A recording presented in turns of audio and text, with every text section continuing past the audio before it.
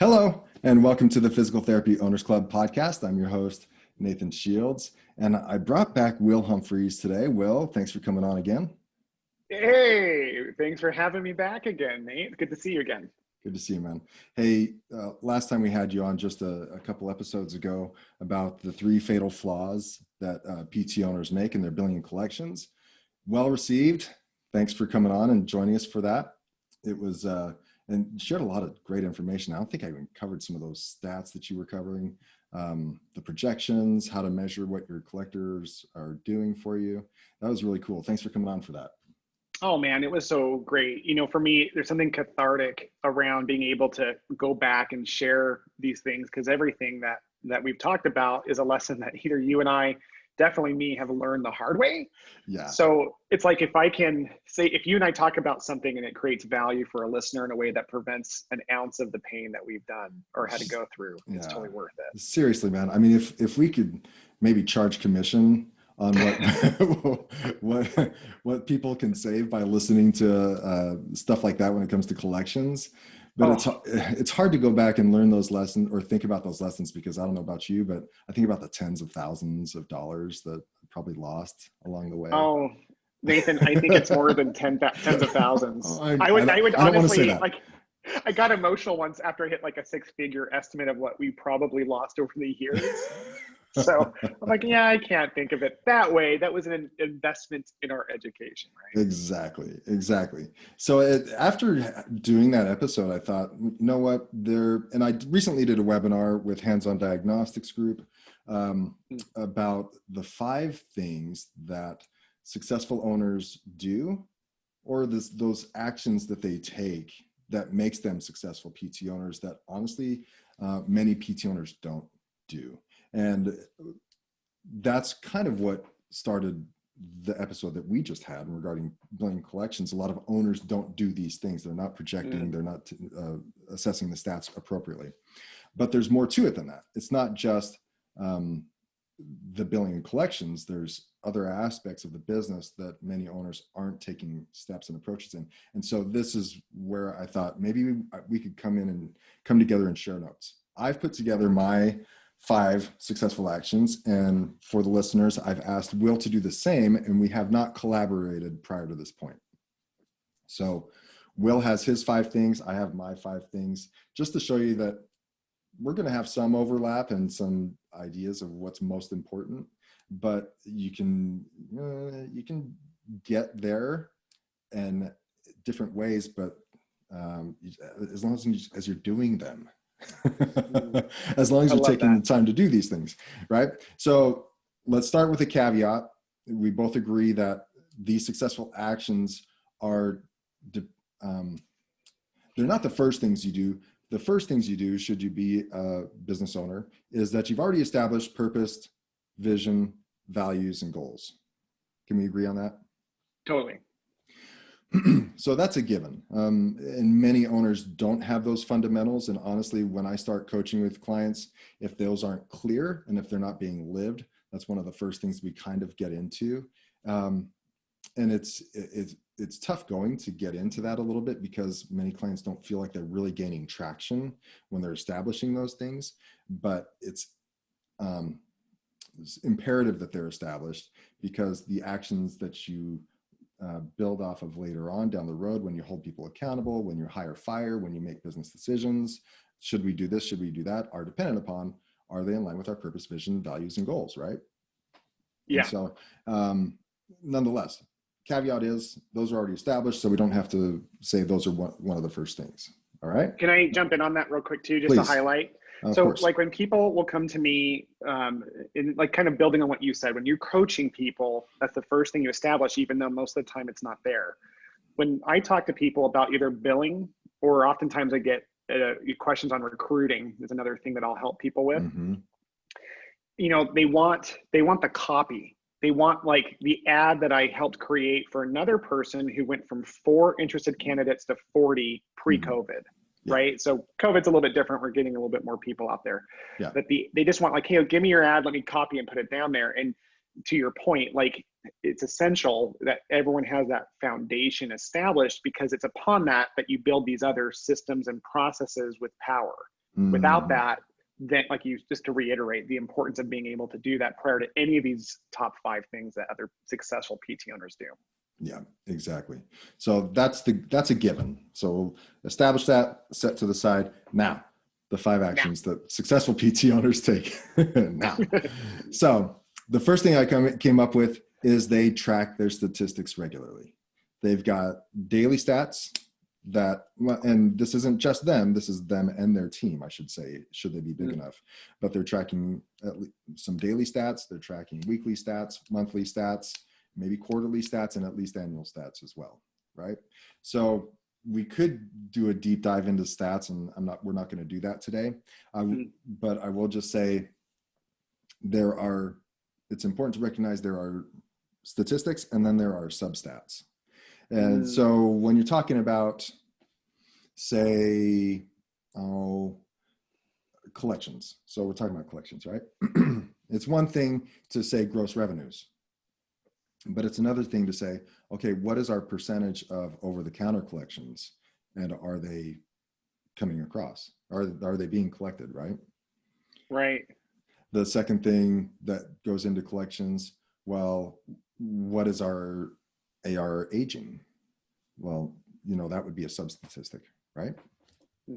And so those are some things that you might look at in terms of collections. Now, in terms of visits, there's total visits, but the things that influence total visits are arrival rates, frequency of visits per week, and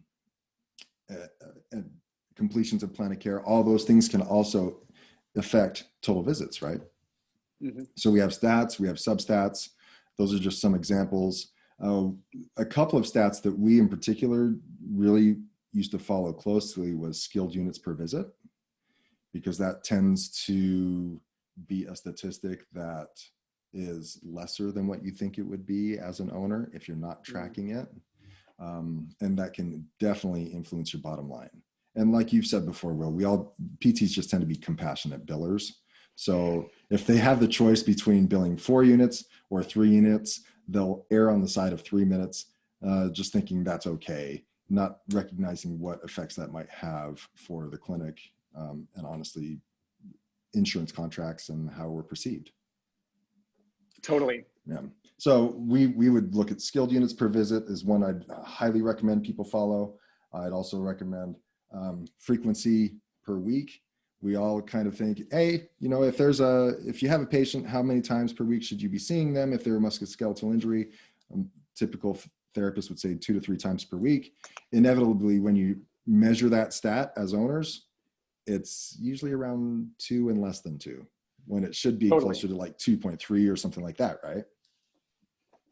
And so those are just a couple of stats that I would recommend sharing, but the successful owners are tracking these regularly and looking at them regularly, recognizing when they're trending downwards, when they're going upwards, what do we need to change if it's going down, and what do we need to add on or do more of if they're going upwards, right?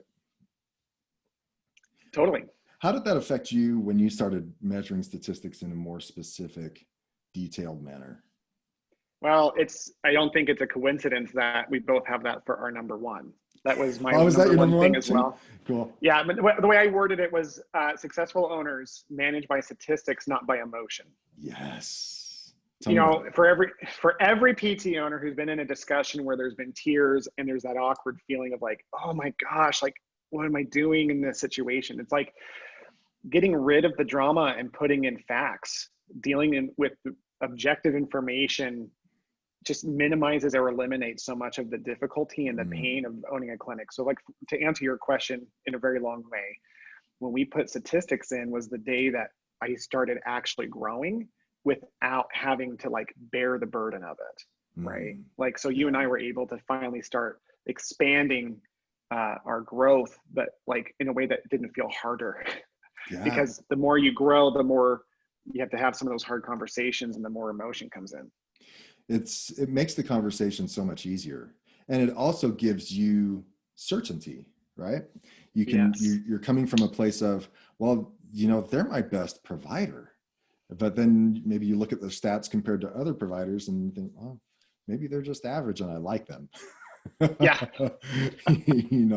So it's nice to have some real data in front of you. And, speaking of skilled units per visit, in one of our clinics, our skilled units per visit average was okay. But when I broke it down by provider, there was one provider that significantly produced less than the minimum expectation. Mm-hmm. And so without that statistic, I'm thinking everything's honky-dory when really that a provider needed to be addressed. So it not only helps those conversations go more smoothly because they're objective, it also helps because you recognize that you need to have conversations to begin with. Right? Yeah. And it allows you to open that door and say, hey, listen, FYI, your patients are expected to be here 2 to 3 times per week, but your patients on average are coming like 1.8, 1.7. And, we can talk about what can happen if they're not coming 2 to 3 times per week and less than that. But it allows you to start having the conversation to begin with, and it doesn't have to be emotional. I love that you shared that. Yeah, it's true. You gave a good example there. I remember one specific case where you and I were looking at a PT that was working for us. We were super stoked because he was seeing high number of visits per week. He was doing a number of evals per week. He was billing appropriately. And we just thought he was a rock star. But when we dove deeper, his average visit per episode of care, his average number of visits for each patient episode of care was between 3 and 5 visits. Yeah, they were dropping off like flies. They were just disappearing. So he was actually hurting our company and we didn't even know it, because on the front end with the primary stats, it looked like he was killing it. And we were bonusing him and like high-fiving, you're killing it, man. And then boom, you're like, oh my gosh, there's a whole bunch of people who aren't getting better, who are out there going, physical therapy didn't help me. Yep, yeah. Exactly. And imagine the number of visits that we lost and the lessened impact that we had in the community because of that. Totally. Right. All right. So we agree on one. That's awesome. 1 for 1. Okay. The next one is tied to it.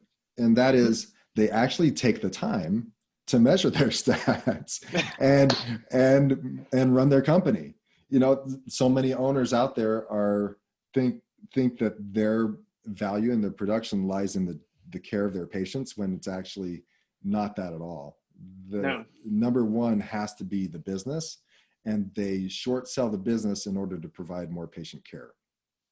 And so when that happens, their business can and will suffer, especially if they want to grow, but they have to take the time. So they have to take the time that the business needs of them to run smoothly, effectively, profitably, right? And with less drama. So at a minimum, I remember back in the day when we first got consulting, they were like, just take a half a day, 4 to 5 hours, right? We're going to eat this elephant one at a time, one bite at a time.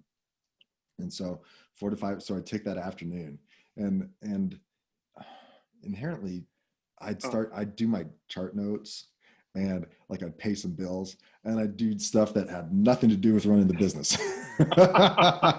You did your busy work that was building up. Exactly. Totally. I started checking off to-do lists of things that I thought were super important, but they had nothing to do with running the business. And honestly, if you could take just those 4 to 5 hours to gather your reports and gather your data and like kind of see where you're tracking, that alone in that 4 to 5 hours would make the time worth it. Right. Totally. Did you find it hard to take that initial step? Of course. The biggest thing I tell PT owners when I talk to them is like, look, the hardest thing you'll learn to do is transition into leadership, because when you're a provider leader, it's that you don't even realize how much you can do on the fly because you're on site. The second you open a second location, it becomes clear how effective your leadership is if you're still treating. Yeah. So, the way it's perceived because of our fear-based industry is, they're stepping out of treating. That's the narrative. Mm-hmm. They're stepping out of providing care, when the story is, I'm stepping into leadership, which, by the way, in sharing that second message with a team is a lot more powerful than the first, because you're telling people you're progressing. And when they start benefiting from your lack of confusion and overwhelm, that's when they'll appreciate that. You and I both had people who were like, oh, no, you're good. Stay away. Stay away. Keep working on the business, because their lives were easier. What's hard for us as well is we define ourselves as providers mostly. So when we don't get the cookies from our patients and we're stepping into care, and we frankly just don't know what to do with that time at first, Exactly. it becomes really hard. But I have to say, that was my second thing, just like this was. No. I'll show you my sticky note. Number 2, and the way I worded it was protect their leadership time. Love it. It's, managed by statistics, and you protect your time there. And if for anyone who's listening is like, what will I even do? Or someone who is doing some leadership time, but they're not really sure, like, if they're using that time productively, just be consistent. Yeah. Consistency will allow you eventually to figure out what you need to. That time is, think of time like space. You're creating a space for you to be able to let things come and go. And yeah, you'll have to get used to that for a while, but then it will start very quickly filling up with important, urgent things that you should have been working on a long time ago. And we need some of that time actually to decompress, right? Yeah. Initially, because you brought up the point of, it's hard because owners aren't sure what to do with that time and don't know how they're going to fill it up. Well, it's probably good to simply step away and take that time so that you can allow things to come to you, like you were saying. I mean, there are things that are going through your head, I'm assuming, as you're treating patients, like, I need to get that done. Or, maybe I should be doing annual reviews on my employees, or at least give them some feedback. Or I want to talk to so-and-so about such and such policy that's not being followed. Or maybe we should have a new policy regarding blank.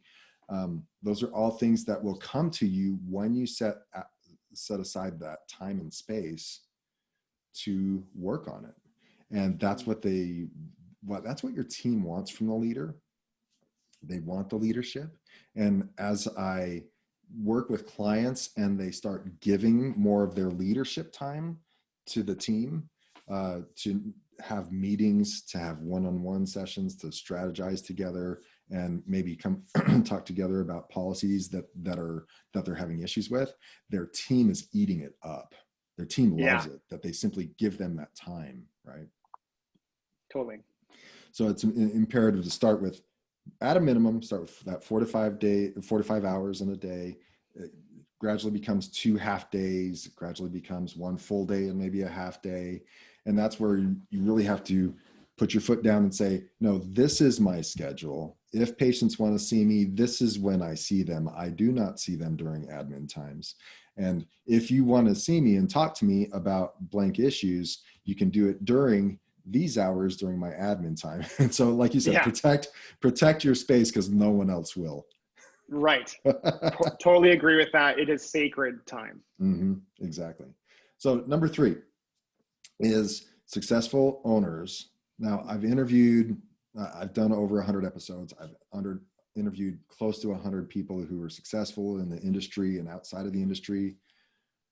To a T, 99.999% of them have a coach or consultant of some kind or other. Right? They have someone who's showing them the ropes. We all went to PT school. We did not go to business school. We thought, I'm a great PT. I'll hang out my shingle. Things will be great. Patients will flock to me. I have this relationship with that doctor. Everything's going to be honky-dory. Not really truly recognizing the work that it takes to own the business. And so we simply continue down that road thinking everything will be great. Soon thereafter, we get someone that we heavily rely upon at the front desk to give their 2-week notice to us, and we are lost. We don't know what to do. Or someone comes in late and we're like, how do I handle this now? And so coaches, consultants, number 1, give you feedback, help you organize, give you encouragement, question your perspectives. They do all of that because we ultimately don't have anyone to answer to, because we're at the peak of our organization, right? Who do we answer to? Well, that's where a coach and consultant can really come across and help, and essentially be a mini board of directors for an individual owner. So that's my 3rd one. Does that match up with you? It's my number. By the way, I didn't list mine in terms of priority. Our first two just coincidentally hit. That's on my list. It wasn't the 3rd one I put down, but It's on my list. It's higher. It's have a coach. You and I both know that's when things pivoted. And just to put it in perspective, people oftentimes don't hire coaches for 2 reasons. Number 1, they don't even know how to find an appropriate coach. Like that term coach is a generic term to be applied to many types of individuals who coach, quote unquote. Yeah, a lot of owners that I talk to don't know what a business coach is or what they do. Yeah, Honestly, and how do you even find one if that's the case? Like, exactly. How do you even hunt them down? So here's what Tim Ferriss says about that, who's a bit of a guru on coaching. What he says is that your coach that you hire should be someone who has either, one, done what you're trying to do, like physically themselves gone professionally where you want to go, and or B, helped others do what you want to do and go create. So if I want to create a business that's a lifestyle business, a multi-locational, multi-million-dollar practice, and I want to be able to work myself out of it, I would look at Nathan Shields, because Nathan Shields has done that. So like, there are people who call themselves coach who go out there. To be honest, I've never had a bad coach. You know, you and I have had multiple coaches over the years. Just having someone hold the space for you is in and of itself incredibly useful, just to have someone like challenge your thinking and give you a space to like speak into. But to have someone who actually has done it is worth its weight in gold. And I love that you said that they really don't know where to go, because I've asked my audience if they are looking to possibly get a coach or see if it's time for them to get a coach, you name it, whatever their wants and needs. I'm more than happy to share coaches that I know. So it's not uncommon for me to share the contact information of other coaches that might be a better fit for that individual than for me specifically. And so I think it's important to talk to people, use your network, find ways, or start Googling things. There are people that will come up nowadays. I've interviewed Greg Todd, I've interviewed Jamie Schreier, I've interviewed Sturdy McKee, and Sean Kirk, and guys at Measurable Solutions. So, listen to past episodes. You'll have a wide range of people outside of myself that do coaching and consulting. And the whole idea behind it is to help you achieve your goals. Honestly, I mean, that's what it is. I mean, you reach out to a coach, not only, it's to gain information, to have a sounding board, you name it. But one of the most important things is to establish, okay, what are your goals and how am I going to get there? And that's where a coach can be your Sherpa, can be your guide to help you achieve what you want to achieve. Yeah. And it's really another tip to finding a good coach is to look for what's out there in terms of free content. Any powerful coach is going to create free content. Greg Todd, for example, has YouTube and Instagram and all those things. Nathan has his podcast. For me, I do a YouTube channel where I share those same secrets of things that I had to pay others for to help build a multi-million-dollar practice, right? So you go find the free stuff that's out there, and then from there you can see what services they offer. Not all of them are going to be coaches. Some of them will coach specific things, others will have other services that they offer. But the thing I would tell you is that be expected on the second thing. The other thing that holds PTs from moving forward with coaching is that it's an unusual purchase for them. It's a high dollar amount that they've never had to consider spending money on before. So what's a good price range for a coach? Well, it depends on the coach in the program, but I can tell you when I came home from Europe after a 6-month sabbatical, the first thing that I did was went out and I dropped $50,000 on a coach for the year. First thing, before I knew I was going to do a billing company, before I did anything else, I hired my coach. It was the first thing I did when I came home. And the reason being was because I'd learned which coaches line up. So, a lot of coaches are going to do introductory fees of $1,000 to $5,000 for, whether depending on their time frame, but you should anticipate budgeting 10 to 20 grand a year in either a coach or coaching services through like a group in order to invest. And if you think that's a lot of money, let me ask you, would you pay $10,000 to be given $1 million in 1 to 3 years? I mean, that's literally the exchange on investment when it comes to it. So it's a mindset shift for all entrepreneurs, but those who are truly dedicated, Inc. magazine says that's one of the 2 things all major successful CEOs go through. Steve Jobs had a coach. Like you've got to, it's a necessary step in progression. Yeah. You know, to make an easy analogy, Michael Jordan had a coach the entire time. And he was the best, right? Yet he still had a coach when he was at the pinnacle, 5 rings and all. So triangle. That's right. So they have their coaches, and it's imperative to get some kind of support and advice. And yeah, it's expensive. You know, you said $50,000. I didn't bat an eye because I know you and I have spent 6 figures on coaching in the past. Yeah. And so it's like you said, it's an unexpected expense and price tag. Jamie Schreier, you know, talking to him at lunch one time, he's a coach as well. And he said, you know, if I can't get $1,000 a month, if I can't get you one more new patient a month from my coaching services, then I'm not a very good coach to begin with. And yes, you should not pay me, but you can look at it like that. There's some way, there's got to be some return on investment, whether it's the immediate number of new patients versus, you know, your clinic is going to be X times more valuable because you simply established it better. That's what a coach or a consultant's going to be for you. Totally agree. Yeah. So we're 3 for 3. Wow. I did not expect that. Okay, cool. So number 4, and like you said, mine aren't necessarily in order of priority, right. But there is something to it. I mean, they're all super important.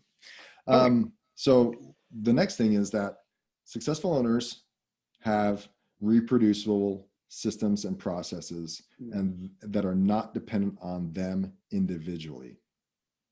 They establish processes and procedures that other people can do and replicate, and they are not the final say so. They get other people to own their jobs, own their positions, and ultimately start establishing a bunch of mini owners within their clinic who own their jobs and then report appropriately to their supervisor, if you will, right? Whatever the name is. So these people, the people who do it best, and I think Blaine Steinmack, he's one of our mentor or one of our buddies in our network, but also seemingly a mentor. Every time I talk to him, the guy has some wisdom to share with me. But it's all about reproducing the system, reproducing the process. You could say it's a McDonald's model if you want, but getting somebody in there that can repeat the process over and over again and do so successfully, productively. So my next one is reproducible systems and processes.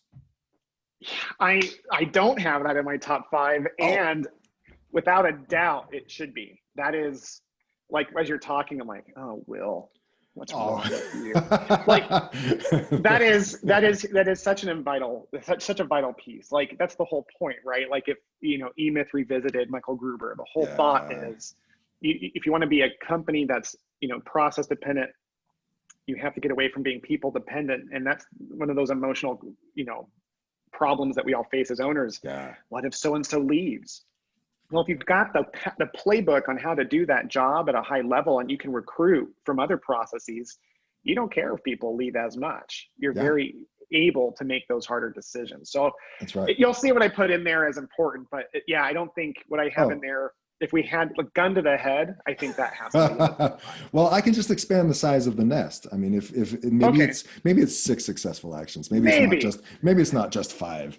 We'll make room for you, Will. We'll make room. Thank you. You're safe, man.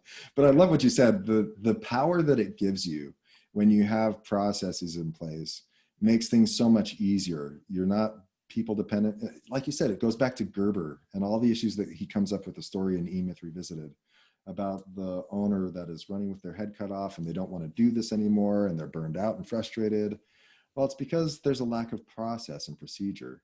And a lot of questions, HR questions that come across to me from clients, they'll say, well, so-and-so put the wrong number of hours on their timesheet. And I'm like, well, what's your process around that? I'm like, we don't have one. Well, okay, well, that's a lesson learned. You might have to pay them for the added money that they put on their timesheet, but now establish a process that says this is when you can check in and check out and that kind of stuff, right? Right. There's a lot of power behind that. Cool. Well, I'm excited to hear what your other one was that took the place of processes and procedures. So cool. So my last one, my number 5. Okay. And it's not something that was essentially taught to us like these things were. I mean, we were taught stats. We were taught admin time, setting aside admin time. We went out and got coaches and consultants because people told us to. We were taught by our coaching consultant to start establishing policies and procedures. But the thing I'm noticing as I'm coaching clients is that the ones that do really well and move forward faster and with less drama, they're not escaping the drama, but they're facing it head on, are the ones that, and I don't know how to phrase it other than to say, they act with impatience. I have a version of this in mind, but keep going. Really? Okay, yeah. So they're impatient.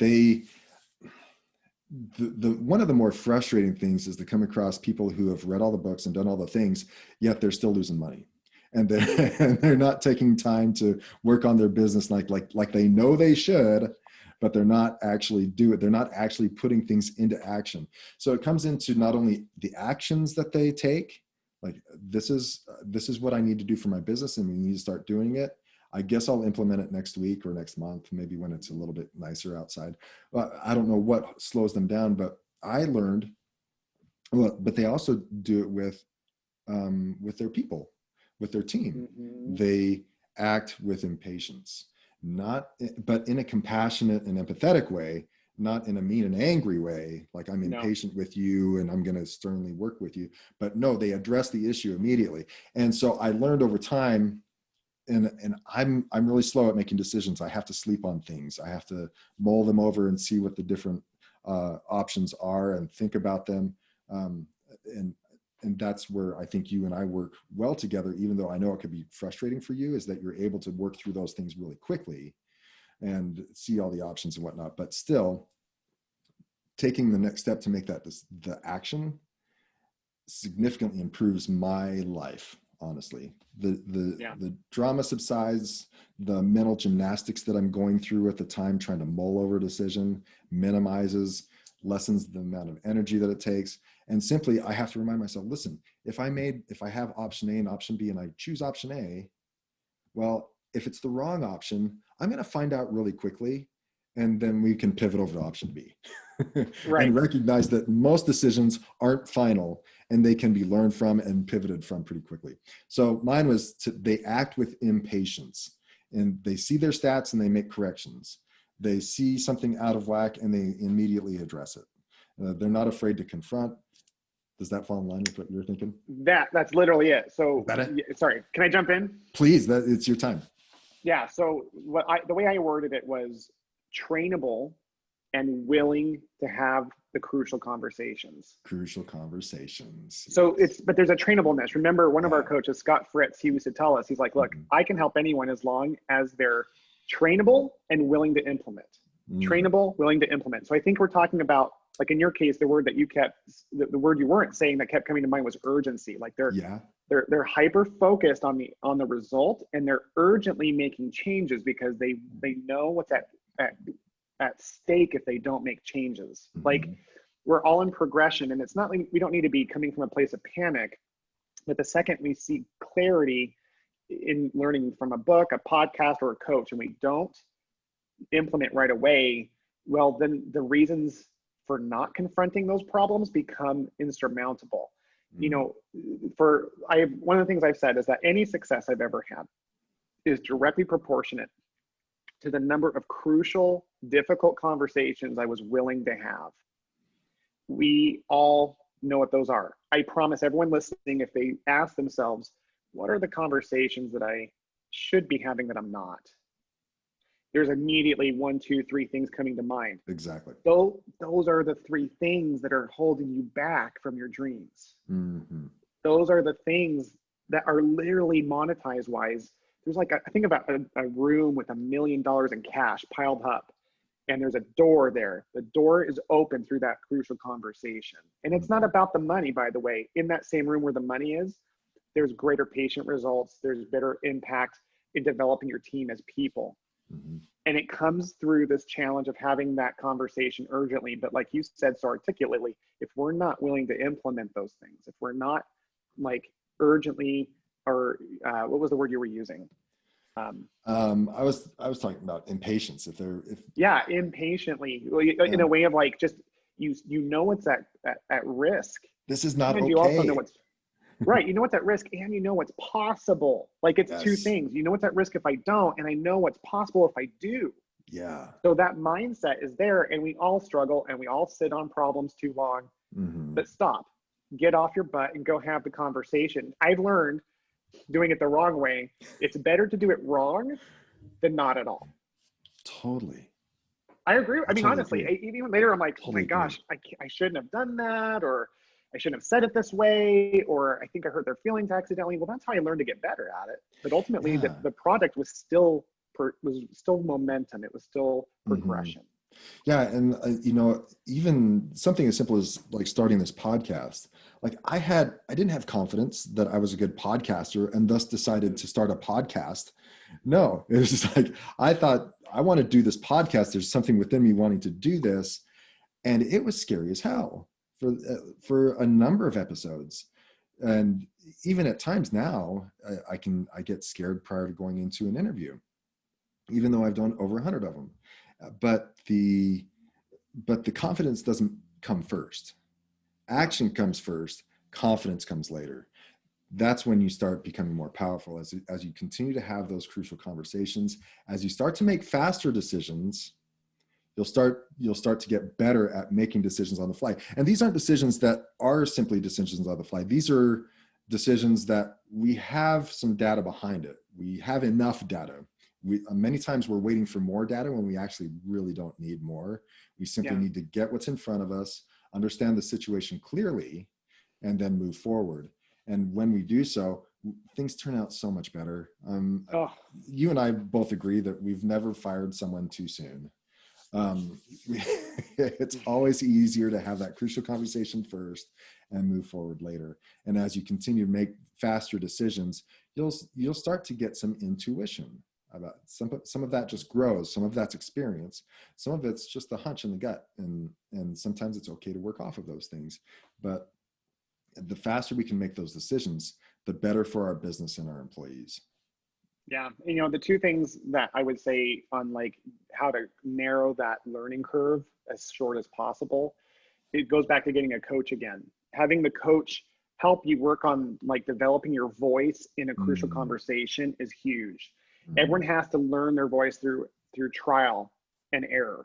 You can trial and error with a coach in a way to where you dramatically shorten that learning curve. And the reason that's important is because, like I said before, even though having that crucial conversation wrong is better than not having it at all, what's possible if you can have that conversation powerfully is like we had once. We let an employee go and they posted positive comments on Facebook the next day.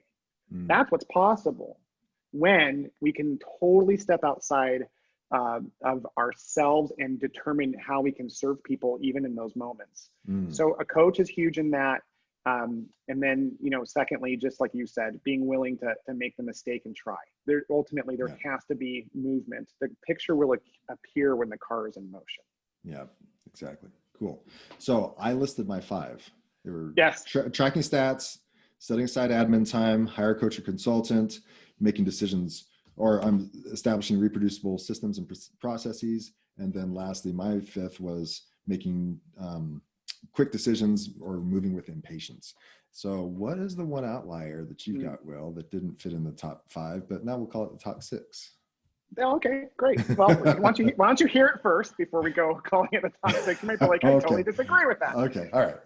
So the 6th potentially most important successful action is to keep a large container of Xanax with you at all times. Just kidding. I'm kidding. Immediately hear the joke. I don't want to hear Nathan getting complaints. No, the 6th thing is to join a network.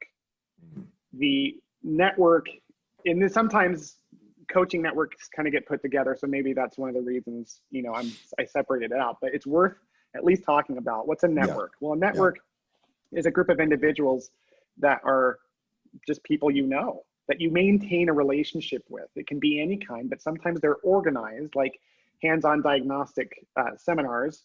They have this business, but it's also a network. Like, you know, they have weekly webinars from other people that have nothing to do with diagnostics that talk about. And so it goes back to 2 phrases that I don't believe get emphasized enough, even though we all know them.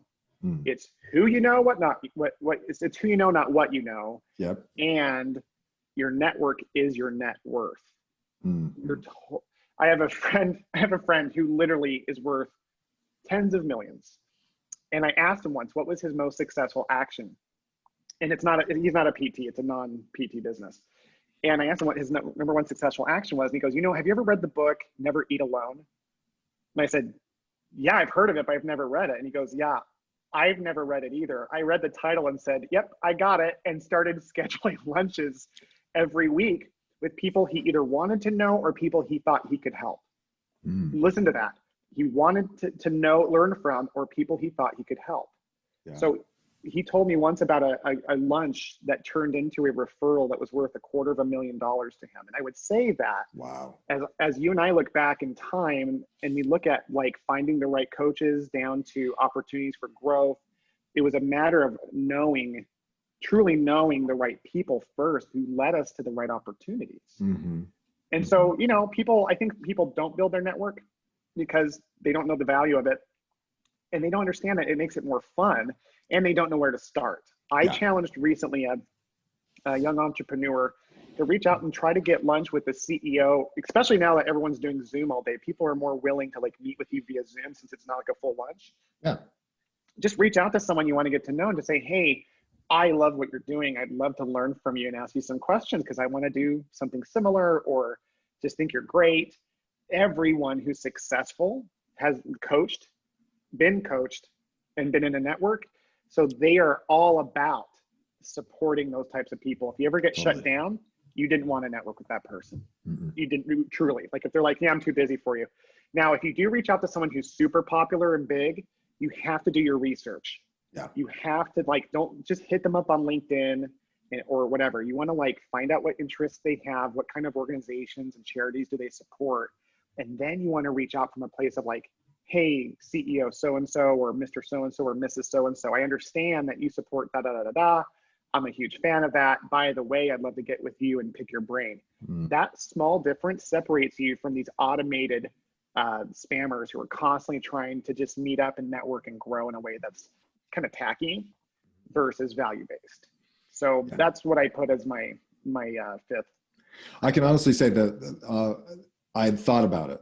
I thought about putting it in my number 5 or in my top 5 because me, my mantra is reach out, step out, and network. Well, I left network out of the top 5.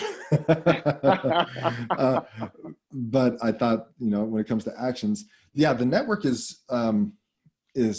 was a huge game changer for us, not just the consulting, but also the networking that we did through Entrepreneurs Organization, the networking that we did with Measurable Solutions owners, the network we did with Hands-on Diagnostics owners, were all super pivotal for us in the last number of years. And they still are. I mean, I still lean on those guys.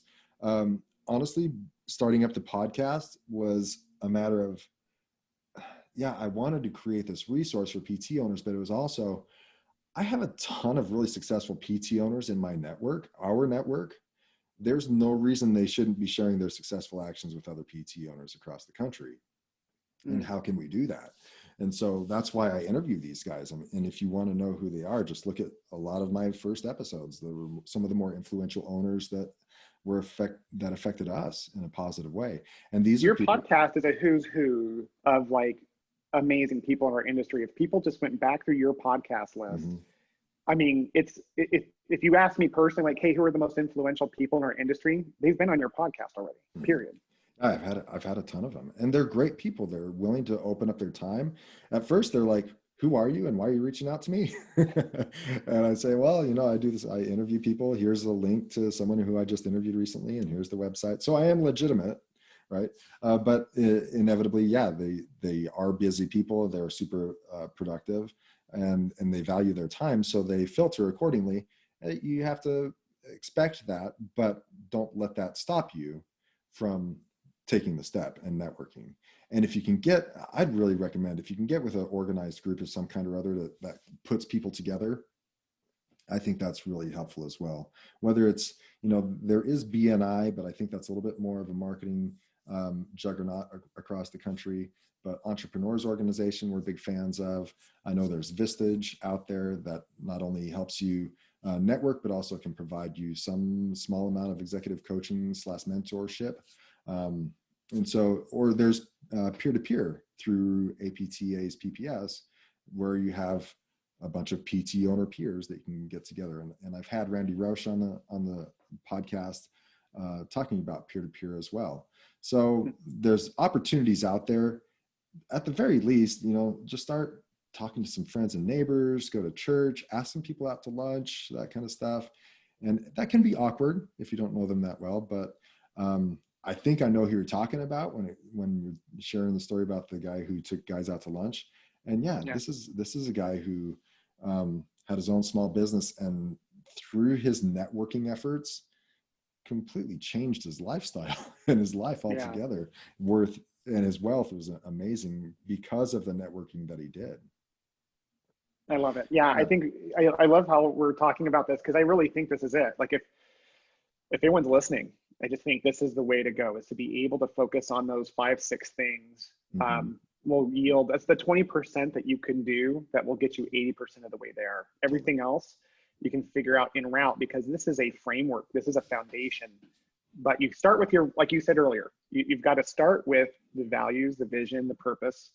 And then, as you grow, it's interesting, the more you serve, the more fun it is, the more money you make. Those things aren't separate, those are connected. The more we grow, the more we can actually impact people's lives, the more money we make, the more freedom we have. It becomes actually easier, not harder. And that's the mindset of an entrepreneur. It takes change and effort to get there, but without a doubt, by doing so, you can greatly improve your whole world. Yeah, exactly. And I think the people that are really having a hard time, the owners that are having a hard time being owners and they're getting burned out, it's because they stayed static for too long. They didn't make those quick decisions. They didn't recognize some urgency when it came to making some changes in their business. And those are the guys that it just starts wearing down, because I recognized for clinic owners who finally get to the point where they're like, I can't see patients anymore. It's doing my business a disservice, and it does my patients a disservice, because I'm distracted thinking about the business while I'm treating patients. It's usually not until they get to that point that they finally say, I've got to figure out a way, right? But why they get to that point is because they've subconsciously recognized, and I'm able to iterate it, but maybe they aren't. Their purpose no longer aligns with their actions. So they've got finally they've gotten to the point where they recognize that I have a greater purpose in this business, and it's not treating patients. I can do more for more people in my community if I really lead out in this business and align myself with my greater purpose. And so that's when they really start to see significant changes and start taking some of these actions that we've laid out today. Yeah. And if you're listening right now and you're thinking, man, I don't know if this is me, I've always been like this, you've been doing it maybe a certain way for a long time, or you just don't even know where to go, I just want to highlight the main thing, which is that thinking like an entrepreneur is something anyone can learn how to do. It really is like a talent in a sport. Some people are just born with this God-given ability to be able to perform at some crazy level. There are entrepreneurs who are born that way. That wasn't me. I really do feel like the urgency to communicate the hope that anyone can have in being able to do what you and I have done. Because the one thing that we've been able to do has come through help. And that's why I think you and I both are so committed to wanting to help like others, because it wasn't organic or natural, at least for me. So as we grow, we can honestly say, if we can do it, you definitely can. Believe in yourself and start trying. Exactly. And please don't do it the way we did.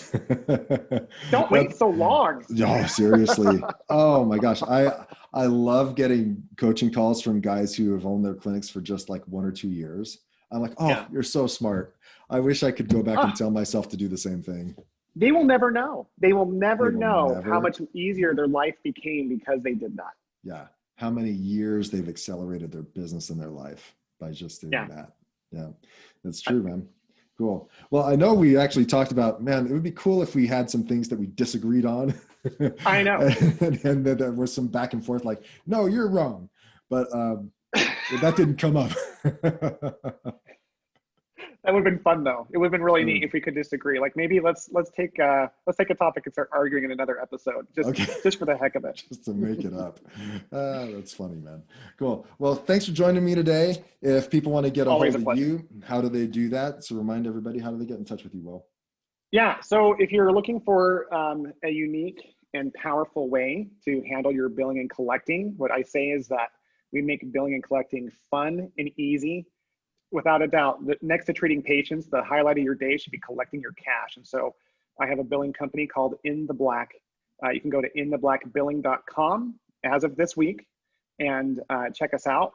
And then for me personally, I have a YouTube channel that I'm changing the name of, actually. This is the first time I'm announcing it. I'm going from the profitable PT to the profitable provider. And the reason being is because Nathan and I have recognized that our information is being received almost 50% by people who aren't physical therapists in other healthcare spaces. So you can go to the Profitable Provider on YouTube and learn lessons that cost me years of money and time learning. And I just give them away to help you become profitable. Yeah, so that's awesome. That's awesome. And I'd just like to highlight that you're still offering the audit, the free audit of their billing collections. Totally. So on the profitability side, on the billing, your first pillar of profitability is always your billing and collecting space. And this is truly a service that I offer. If you are not interested in changing billing companies and you just want to check either your in-house solution or your outsourced solution, you can do something called the free profitability breakthrough audit. And what we do is we take a look at everything within your company that directly impacts your profitability. Billing and collecting being the primary one. And we analyze that through our systems and give you a readout. We've had people go through who've actually had pretty good billing solutions.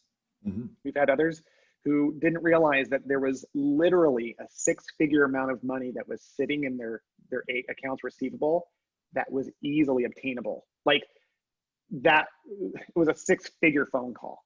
Yeah. So if you just want to know, there's no pressure to do anything else with us. If you are kind of considering looking at an outsourced solution, this is a good way to get to know us as well. Cool. And there's no pressure to do anything else afterwards. Thanks for sharing. I think that profitability audit would be huge. And again, wish that we had something like that back in the day. Oh man, totally. That's all you and I are doing, is doing the things that we wish we had. Yeah, exactly. Why do I have to revisit that every time? Anyways, cool. Well, thanks for your time today. I always appreciate it, man. Yeah, right back at you. Thanks again. All right, we'll see you.